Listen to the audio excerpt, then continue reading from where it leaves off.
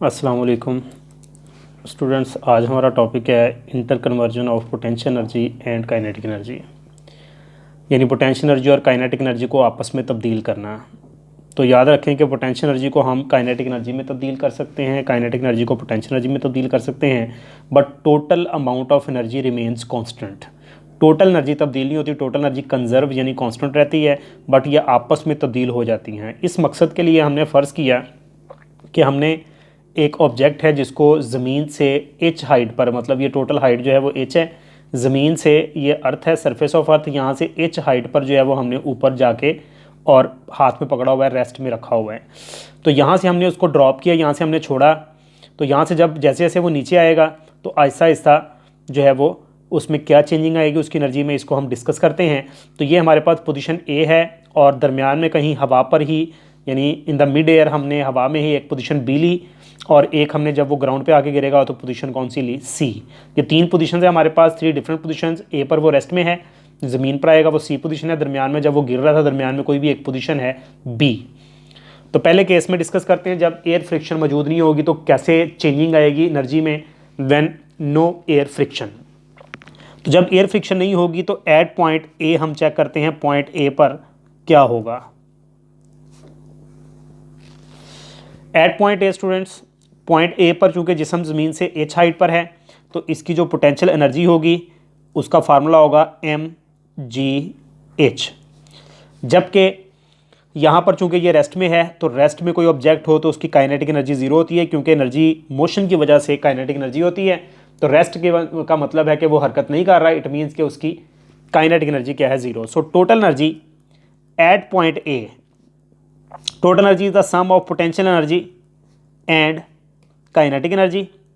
The potential energy is mgh while kinetic energy is 0, so total energy is mgh। तो ये हमने total energy जो है वो फाइंड आउट की पोजीशन ए पर इस ऑब्जेक्ट की, जो कि दोनों का सम था, वो mgh हमारे पास आई। अब पॉइंट बी पर चलते हैं। Point B, at point B पर क्या होगा कि फ़र्ज़ किया कि जब जिस्म को हमने फेंका तो वो यहाँ से नीचे गिरता गिरता कहाँ तक आ गया, पॉइंट बी तक आ गया। पॉइंट बी तक उसने कितना डिस्टेंस नीचे फॉल किया, एक्स, यानी एक्स फासला नीचे गिरा, यहाँ पे रुका नहीं, वो नीचे चला गया, लेकिन हमने इस पॉइंट तक की बात करनी है। तो कितना डिस्टेंस यहाँ तक आया, एक्स। यहाँ पे अब मैं ये वैल्यूज़ लिख दूँ कि यहाँ पे पोटेंशियल एनर्जी की हमारे पास क्या थी, mgh, और काइनेटिक एनर्जी क्या थी, ज़ीरो। कहाँ पर, पॉइंट ए पर। पॉइंट बी की बात हो रही है तो पॉइंट बी तक एक्स डिस्टेंस जो है वो जिसम ने फॉल किया है, तो हमने इसकी पोटेंशियल एनर्जी जब मालूम की तो पोटेंशियल एनर्जी हमेशा, पोटेंशियल एनर्जी का ताल्लुक किससे, हाइट से। देखें जब एक्स डिस्टेंस ये यहाँ से नीचे आ गया तो बाकी यहाँ से लेकर यहाँ तक हाइट रहेगी, तो वो कितनी रहेगी, टोटल में से जितना नीचे आया वो माइनस किया तो ये कितनी रहेगी, h माइनस एक्स रहेगी। मतलब टोटल हाइट हमारे पास h थी और x हाइट वो नीचे आ गया है तो बाकी क्या रहेगी, h माइनस एक्स। तो लिहाजा फार्मूला क्या बना, mg into h minus x, यानी पहले हाइट h थी और अब हाइट क्या है, h माइनस एक्स है। काइनेटिक एनर्जी पहले जीरो थी क्योंकि वो रेस्ट में था, लेकिन अभी वो रेस्ट में नहीं है, वो हरकत कर रहा है। कितनी वेलोसिटी से कर रहा है ये हमें मालूम नहीं है, हमने पहले वो वेलोसिटी फाइंड आउट करनी है। तो मैं यूज़ करूंगा third equation of motion, vf square minus vi square बराबर होता है 2as, हरकत की तीसरी मुसाबात, थर्ड इक्वेशन ऑफ मोशन। तो देखते हैं वैल्यूज़ यहाँ पे पुट करते हैं कि जब वो नीचे की तरफ हमने फेंका तो वो कितना डिस्टेंस फॉल किया, s, यानी जब वो नीचे गिराया गया तो उसकी इनिशियल वेलोसिटी क्या थी, ज़ीरो, क्योंकि वो रेस्ट में था।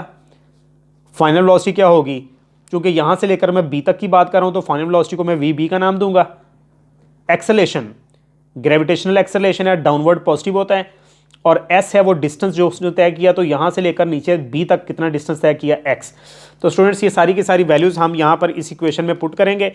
तो वी एफ स्क्वायर यानी V B square, V I square zero, 2g into X. So V B square हमारे पास इक्वल किसके आया, 2g एक्स के।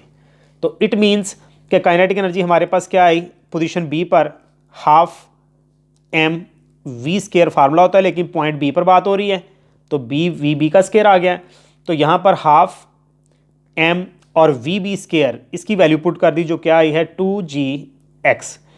तो 2 से कैंसिल हुआ तो हमारे पास काइनेटिक एनर्जी क्या आई, mg x। तो इस तरीके से ये पॉइंट बी पर हमारे पास काइनेटिक एनर्जी mgx आई। तो टोटल एनर्जी पॉइंट बी पर हमारे पास क्या बनी मालूम करते हैं। तो क्या होता है, sum of potential energy and kinetic energy, दोनों की वैल्यूज पुट करते हैं। पोटेंशियल एनर्जी क्या थी mgh-x और काइनेटिक एनर्जी क्या आई है जी mgx। अब ये जो mg है ब्रैकेट से बाहर, इसको हम अंदर मल्टीप्लाई करेंगे तो mgh होगा, फिर इसे इससे मल्टीप्लाई करेंगे माइनस mgx होगा और प्लस साथ में mgx है, तो प्लस mgx माइनस mgx के साथ कैंसिल होगा। So total energy is equal to mgh। तो इस तरह से टोटल एनर्जी जो है वो mgh आई, जबकि यहाँ पे पोटेंशियल एनर्जी हमारे पास क्या थी mgh-x और पोटेंशियल एनर्जी इतनी थी और काइनेटिक एनर्जी हमारे पास क्या थी mgx। अब गौर करें कि पहले काइनेटिक एनर्जी जीरो थी लेकिन अभी जीरो नहीं है, अब काइनेटिक एनर्जी आ गई है यानी mgx है। तो इसका मतलब हुआ कि पोटेंशियल एनर्जी किस में तब्दील हुई है, थोड़ी बहुत काइनेटिक एनर्जी में, लेकिन टोटल एनर्जी उतनी की उतनी है। देखिए टोटल एनर्जी पहले भी mgh थी और अभी भी क्या है mgh ही है। अब हम बात करते हैं एट पॉइंट सी की बात करते हैं। तो पॉइंट सी पर गौर करें स्टूडेंट्स, क्योंकि जिस्म जो है वो नीचे आ गया, ये पॉइंट सी ग्राउंड के ऊपर है, तो जब ग्राउंड पर आ गया तो उसकी हाइट जो है वो जीरो हो जाने की वजह से पोटेंशियल एनर्जी क्या हो गई, जीरो। काइनेटिक एनर्जी फाइंड करने के लिए हमें वेलोसिटी चाहिए, वेलोसिटी फिर हम उसी फार्मूले से निकालेंगे, vf² माइनस vi² बराबर होता है 2as के, और इसमें हम पुट करेंगे वैल्यूज़। क्या पुट करेंगे, vf जो फाइनल वेलोसिटी है, क्योंकि पोजीशन फाइनल c है, इनिशियल वेलोसिटी क्या थी, ज़ीरो, यानी कि यहाँ से यहाँ तक की बात करनी है, यहाँ से नहीं, यहाँ से लेकर यानी पॉइंट ए से सी तक की बात करेंगे। ए पर वो रेस्ट में था, इनिशियल ज़ीरो थी, फाइनल पोजीशन सी है तो vc, एक्सेलेरेशन जो है वो g है, और s जो है वो कितना है, ऊपर से लेकर, जब ऑब्जेक्ट ऊपर से लेकर नीचे तक आया है तो टोटल उसने कितना डिस्टेंस तय किया है, h के बराबर। तो ये वो वैल्यूज़ हैं जो कि हम यहाँ पर पुट करेंगे, तो vc² माइनस 0 2gh, तो vc² हमारे पास क्या आया 2gh। इस तरह से हमने काइनेटिक एनर्जी मालूम की, जिसका फार्मूला क्या बनेगा, हाफ mv² होता है फार्मूला, और v की जगह पर vc² आ जाएगा, तो हाफ m और vc² क्या आया 2gh। जब हमने पुट किया तो 2 से कैंसिल, तो kinetic energy is equal to mgh। तो स्टूडेंट्स यहाँ पे हमारे पास पोटेंशियल एनर्जी क्या आई है, ज़ीरो, चूँकि हाइट ज़ीरो थी, और काइनेटिक एनर्जी क्या आई है mgh। तो हम कह सकते हैं कि टोटल एनर्जी हमारे पास कितनी बनी, total energy which is the sum of potential energy and kinetic energy. So potential energy हमारे पास कितनी है इस वक्त, ज़ीरो, और काइनेटिक एनर्जी क्या है mgh। तो टोटल एनर्जी क्या आई mgh। तो देखें हर जगह पर काइनेटिक एनर्जी और पोटेंशियल एनर्जी एक दूसरे से डिफरेंट हैं, लेकिन टोटल एनर्जी हर जगह पर सेम है। तो यही मैंने बोला था कि टोटल एनर्जी कंजर्व रहती है, वो तब्दील नहीं होती, जबकि ये आपस में चेंज होती रहती हैं। अब हम देखते हैं कि ऊपर से पोटेंशियल एनर्जी यानी जहाँ से स्टार्ट किया था वहाँ से mgh थी, नीचे आते आते जीरो हो गई। काइनेटिक एनर्जी पहले जीरो थी, नीचे आते आते mgh होगी, तो पोटेंशियल एनर्जी ज़ाया हुई, काइनेटिक एनर्जी हासिल हुई। कितनी हासिल हुई, कितनी ज़ाया हुई, चेक करते हैं। तो हम चेक करते हैं तो loss of potential energy, loss of potential energy, potential energy ज़ाया हुई, कितनी ज़ाया हुई, पहले हमारे पास कितनी थी mgh, माइनस एंड में कितनी रह गई, कुछ भी नहीं रह गई, ज़ीरो रह गई, तो कितनी ज़ाया हुई mgh। देखें पहले mgh थी, डायग्राम दूसरे पेज पर है तो mgh थी, और नीचे आते थे ज़ीरो होगी, तो लॉस इतनी हुई। तो gain in kinetic energy, kinetic energy चूँकि हासिल हुई है तो कितनी हासिल हुई है, पहले कितनी थी, टॉप पर ज़ीरो थी क्योंकि वो रेस्ट में था, प्लस हासिल हुई, जमा करेंगे, नीचे जब आके गिरा तो कितनी आई mgh पोजीशन सी की। सो गेन इन काइनेटिक एनर्जी क्या आई mgh, तो दोनों बराबर आई। सो रिजल्ट ये निकला कि लॉस ऑफ पोटेंशियल एनर्जी बराबर किसकी होती है, गेन इन काइनेटिक एनर्जी के। बहुत इंपॉर्टेंट रिजल्ट आया कि जितनी पोटेंशियल एनर्जी ज़ाया होगी उतनी ही काइनेटिक एनर्जी हासिल होगी। अगर नीचे गिरते गिरते पोटेंशियल एनर्जी जो है वो 10 जूल ज़ाया होगी तो 10 जूल ही वो किस में कन्वर्ट होगी, काइनेटिक एनर्जी में। तो जितनी पोटेंशियल एनर्जी ज़ाया होती जाएगी उतनी पोटेंशियल एनर्जी हासिल होती जाएगी। ये हमारा फाइनल रिजल्ट है। अब यहाँ पे देखिए ये हमारे पास एक और डायग्राम है, इसमें हमने ये दो पोजीशंस ली हैं और दोनों में से किसी भी पोजीशन पर ऑब्जेक्ट रेस्ट में नहीं है। पहले हमने कहा था कि इस जगह पे रेस्ट में है फिर नीचे फेंका, लेकिन यहाँ पे दोनों जगहों पर हरकत कर रहा है, यहाँ पर भी मोशन में है, यहाँ पर भी मोशन में है। यहाँ पर वो नीचे आ रहा है वेलोसिटी v1 से, यहाँ से वो नीचे आ रहा है वेलोसिटी v2 से। जब यहाँ पे था हाइट थी टोटल h1 और यहाँ पर है तो हाइट कितनी है h2।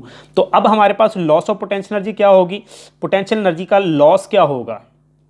तो पोटेंशियल एनर्जी का लॉस लेने के लिए हम क्या करेंगे, ज्यादा पोटेंशियल एनर्जी में से कम को माइनस करेंगे। तो ज्यादा पोटेंशियल एनर्जी कौन सी है, यहां से लेकर यहां तक जब हाइट ज्यादा है तो पोटेंशियल एनर्जी ज्यादा है, तो mgh1 ज्यादा थी, मतलब जब यहां पर था पोटेंशियल एनर्जी ज्यादा थी, नीचे आए तो कम हुई, तो माइनस mgh2। तो ये हमारा क्या हुआ, loss of potential energy. Kinetic energy हासिल कितनी हुई, ये भी हम क्या करेंगे, ज्यादा काइनेटिक एनर्जी में से कम माइनस करेंगे।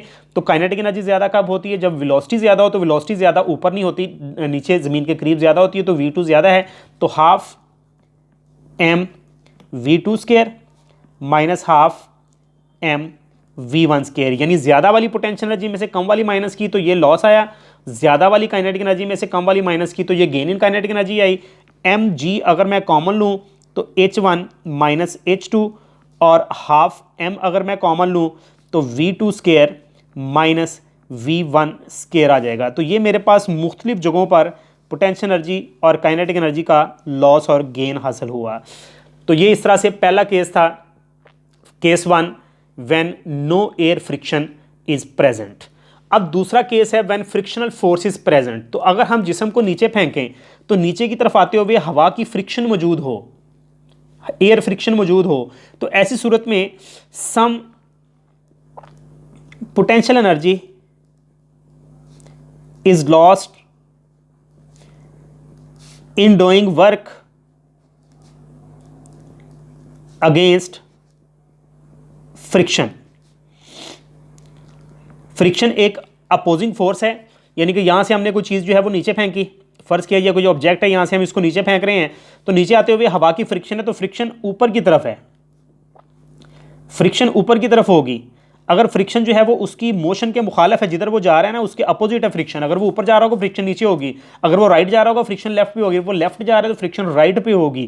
फ्रिक्शन हमेशा डायरेक्शन ऑफ मोशन के अपोजिट होती है। तो ये ऑब्जेक्ट नीचे को फॉल कर रहे हैं तो फ्रिक्शन जो है वो ऊपर को है, लिहाजा अब इस फ्रिक्शन, ये फ्रिक्शन एक अपोजिंग फोर्स है, मुखालिफ है, तो इसके खिलाफ जो है वो क्या होगा, वर्क होगा। तो some potential energy is lost in doing work against friction. पहले फ्रिक्शन नहीं थी फर्ज की, अब फ्रिक्शन है तो कुछ फ्रिक्शन के खिलाफ वर्क करना पड़ेगा, अगेंस्ट फ्रिक्शन वर्क करना पड़ेगा। And it is small f into H, और ये इतना वर्क होगा, यानी कि पोटेंशियल एनर्जी कुछ ज़ाया होगी।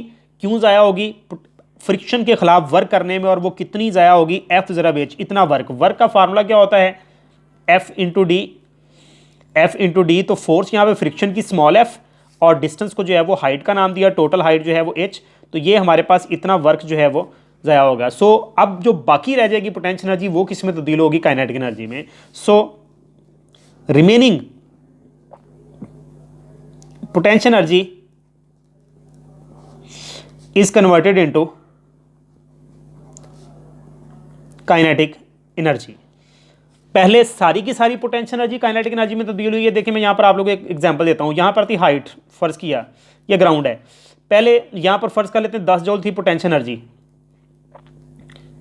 10 जूल पोटेंशियल एनर्जी है। अब जब यहाँ से ऑब्जेक्ट नीचे फॉल किया तो इसका कुछ हिस्सा फ्रिक्शन के खिलाफ वर्क करने में खर्च हो गया। फर्ज किया 2 जूल जो है मैं कर लेता हूँ, 2 जूल जो है वो वर्क में खर्च हो गया, 2 जूल वर्क करना पड़ गया, मिसाल दे रहा हूँ।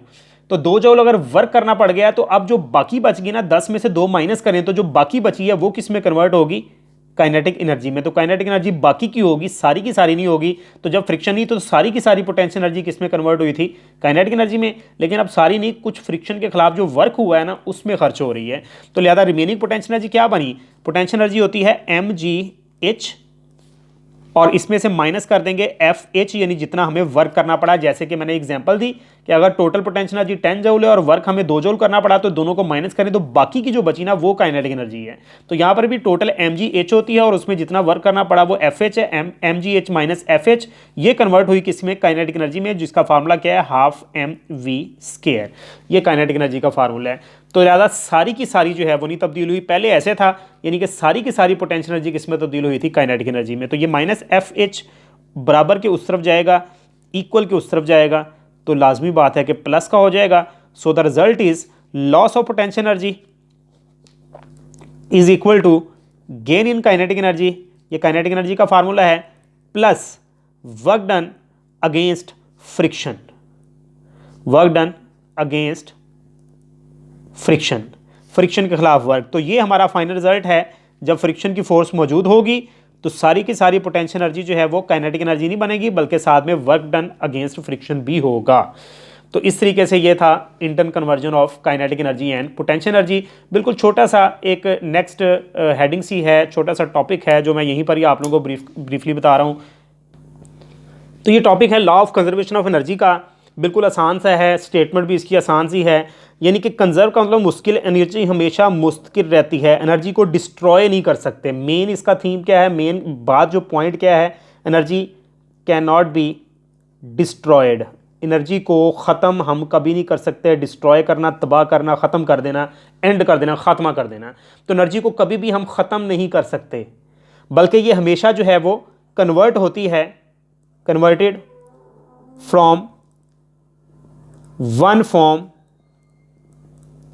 टू एनदर, बल्कि ये हमेशा एक शक्ल से दूसरी शक्ल में तब्दील होती है। फॉर्म का मतलब होता है शक्ल, तो एक शक्ल से दूसरी शक्ल में ये तब्दील होती है। एनर्जी को कभी भी हम डिस्ट्रॉय नहीं कर सकते, कभी ख़त्म नहीं कर सकते, बल्कि हमेशा तब्दील करते हैं, यानी कि एक शक्ल से दूसरी शक्ल में तब्दील हो जाती है, लेकिन टोटल एनर्जी हमेशा कंजर्व रहती है, टोटल एनर्जी कंजर्व रहती है। जैसे कि in case of mechanical energy हमने देखा कि मैकेनिकल एनर्जी में जो टोटल एनर्जी थी जो कि बराबर थी काइनेटिक एनर्जी जमा पोटेंशियल एनर्जी, अभी टॉपिक में किया हमने, तो ये हमेशा क्या आई हमारे पास, सेम आई हर जगह पर, यानी टोटल क्या रही, कंजर्व रही, यानी कांस्टेंट रही।